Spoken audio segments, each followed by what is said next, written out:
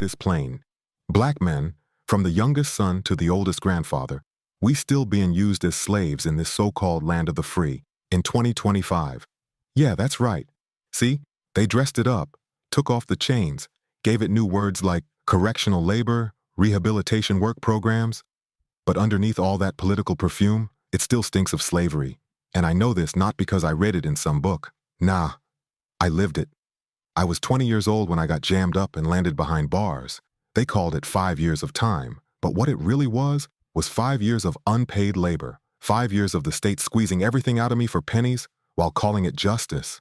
Let's call this what it is. Modern-day slavery, run through the prison system, legal by the Constitution. They told us slavery ended in 1865, but if you read the fine print of the 13th Amendment, it says, neither slavery nor involuntary servitude, except as a punishment for crime whereof the party shall have been duly convicted, shall exist within the United States. That except part? That's the trapdoor. That's how they flipped slavery into prison labor. Soon as that amendment passed, Southern states started locking black men up on petty charges, vagrancy, loitering, disrespect. They snatched us off the streets, into courts, and right onto the plantations all over again. That was called convict leasing. States would loan out prisoners to private businesses, to railroads, mines, plantations, and make money off us, just like slaveholders used to do. And let me tell you, it didn't stop back then.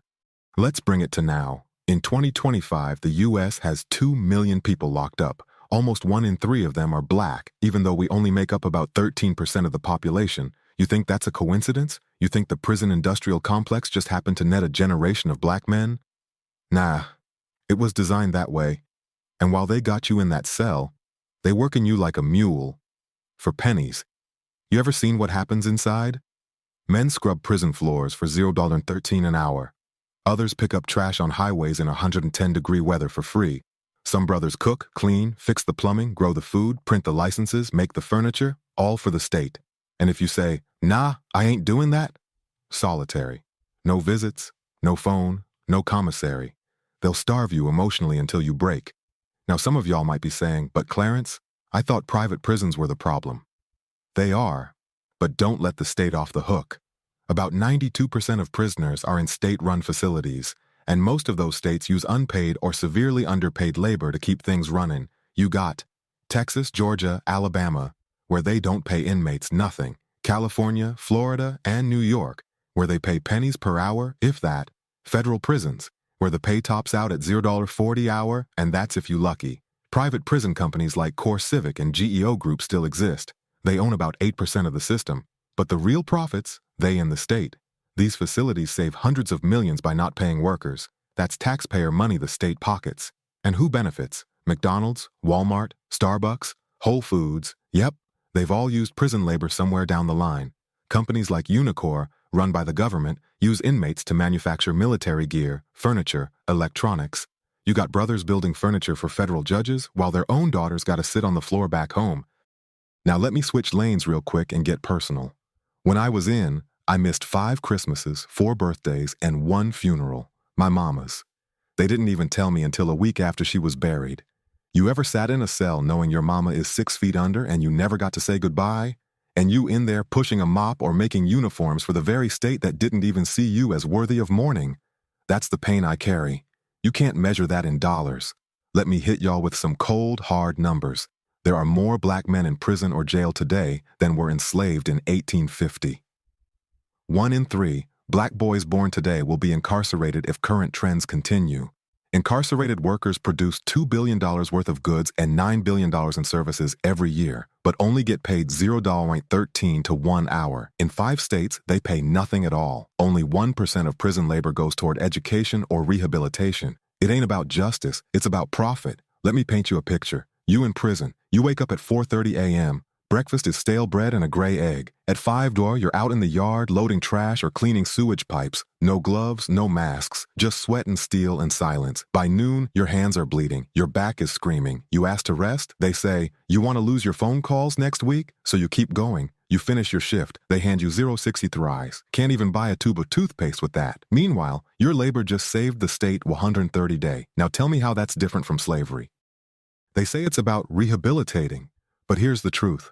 Less than 5% of jobs in prison prepare you for a real career. In many states, you can't even get licensed to work in the same industry you trained in behind bars. Former inmates are barred from barber licenses, HVAC certifications, and even janitorial permits in some states. So you worked 5 years for free and can't even get a job mopping floors when you get out.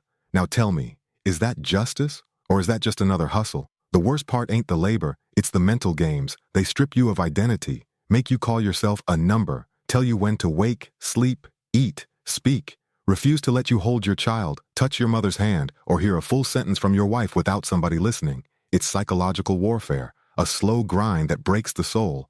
And when you finally get out, you're 10 years behind the world. No savings, no credit, no resume, just scars.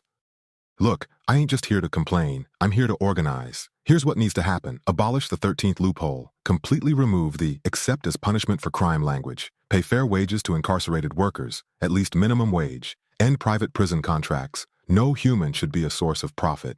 Invest in real education and job training, not busy work. Automatic expungement of records for nonviolent offenses after release. Ban discrimination in licensing for ex-prisoners. Demand state transparency on labor use and pay. You want to stop generational incarceration?